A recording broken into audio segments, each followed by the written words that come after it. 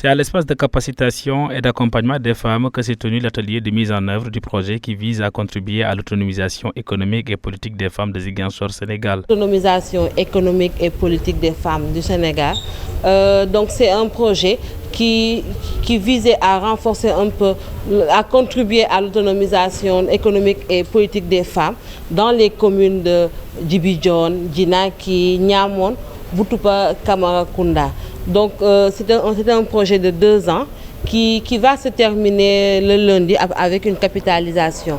Donc aujourd'hui, le comité de pilotage qui nous a réunis aujourd'hui, c'est pour faire une évaluation de toutes les activités qu'on a pu mener dans le cadre du projet dans nos zones d'intervention. Une 4e rencontre qui permettra aux organisateurs de faire un bilan dans leurs différentes zones d'intervention. À en croire la coordonnatrice, ce projet a un impact considérable dans le quotidien des populations de ces différentes communes citées précédemment.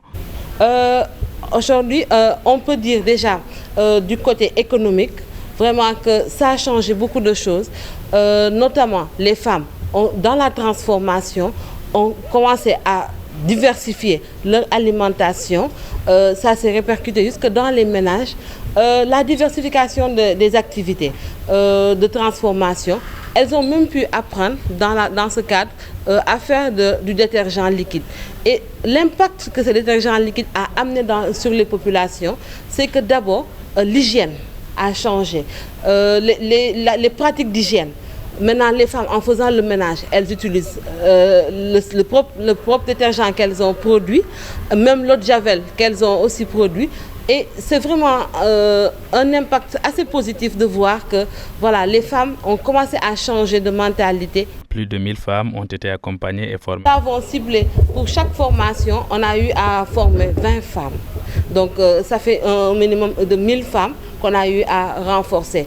Et il y a aussi beaucoup de sensibilisation qu'on a eu à faire pour l'accès des femmes à la terre. On a même eu des sensibilisations qu'on a fait pour la parité et la participation des femmes dans les instances de prise de décision. Je pense que c'est ce qui a permis vraiment aux femmes de comprendre qu'elles, au même titre que les hommes, elles ont vraiment le droit à la parole.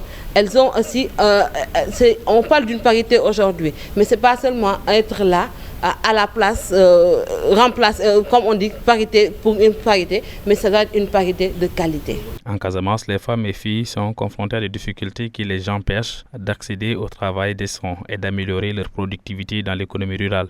Une situation qui pousse le CRSFPC à accompagner ces dernières pour changer cette tendance.